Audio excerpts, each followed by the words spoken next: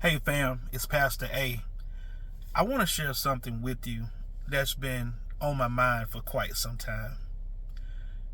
It hurts my heart to see believers freak out on this day that happens once every 4 years about who's going to run this country. It hurts my heart because at the same instance, those same believers are the ones who have created the most division in this world and in this nation. If you are a believer, why do you keep up more hell than the world does? And if you are a believer, why do you participate in the foolishness that the world has? At the end of the day, the world is the world, and the kingdom should be the kingdom. But what has happened is, as kingdom representatives, we have allowed the world to infiltrate our lives and to infiltrate our faith in God and to infiltrate our beliefs in God. Because if you are a believer, why do you keep up so much hell? If you are a believer, why are you talking about someone the way that you talk about them? If you're a believer, why are you separating people and creating division within your home, within your community, and within this nation? Because we're supposed to stand together, but we have dropped the ball. And the truth of the matter is, it does not matter who wins this election, because at the end of the day, God is still in control. It does not matter what man or what woman wins this election, because at the end of the day, they don't have a heaven or a hell to send me to.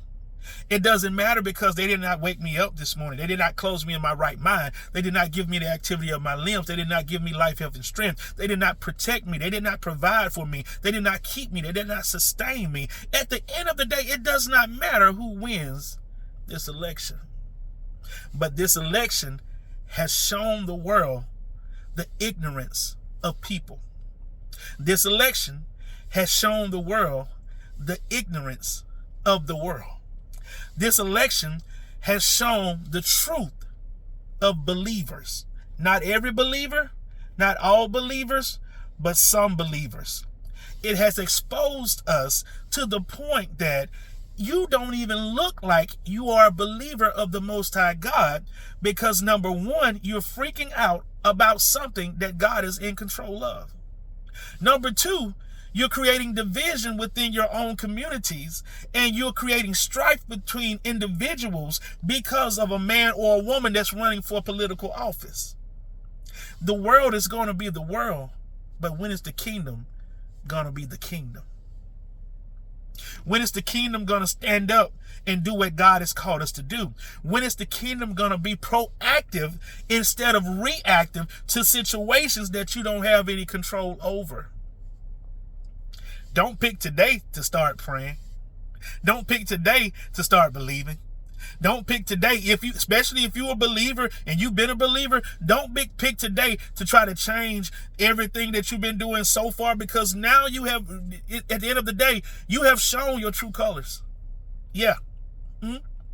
And this is another thing. And I'm not disgruntled. I'm not angry. It hurts my heart more than anything. Stop lying on God and saying that you're doing it in the name of God, when you have your own personal agendas and your own personal opinions. And at the end of the day, you're not trying to promote kingdom. You're trying to promote self. You're not trying to promote unity. You're promoting division. You're not trying to promote wisdom. You're promoting ignorance. So when is the kingdom going to be the kingdom? When are believers going to actually walk into their callings and focus on God and not other things that don't have any control? It does not matter Republican or Democrat or liberal or free, independent. It does not matter, because at the end of the day, God is still God. The men and women that are running for president of the United States of America, they are people. They are not perfect. They are people. They are not perfect. Nobody is perfect but the Father. So stop losing faith in allowing your faith to waver because of a man or a woman that's running for office in this United States of America. Because if your eyes have been open the entire time, you would have been praying already. You would have been locked in to the voice of God already. You would have been sensitive to the Holy Spirit already. You would have been in a place to where it wouldn't be no division in your home and in your community, but it would be unity, and you will be a glory carrier already. But we have allowed the world to infiltrate the kingdom. We have allowed the world to jump over the walls that are in the kingdom. We have allowed the world to plummet and to take away from the kingdom and to dilute the power and the authority of the kingdom, because the kingdom has not been doing what the kingdom was set up to do.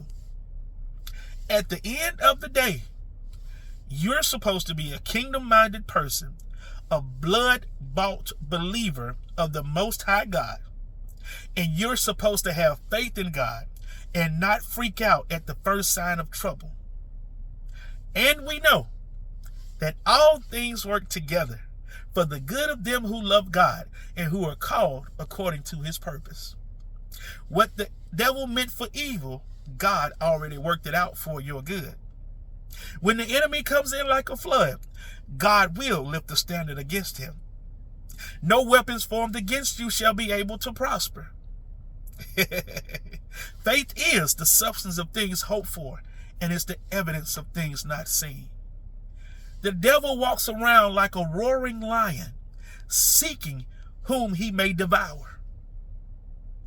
It's only scare tactics, y'all. Don't fall for the fluff. Don't fall for the ignorance of other people. Don't fall for the world being the world when God has called you to be kingdom. I love you. This is the word for today. I'm Pastor A. Peace. I holla.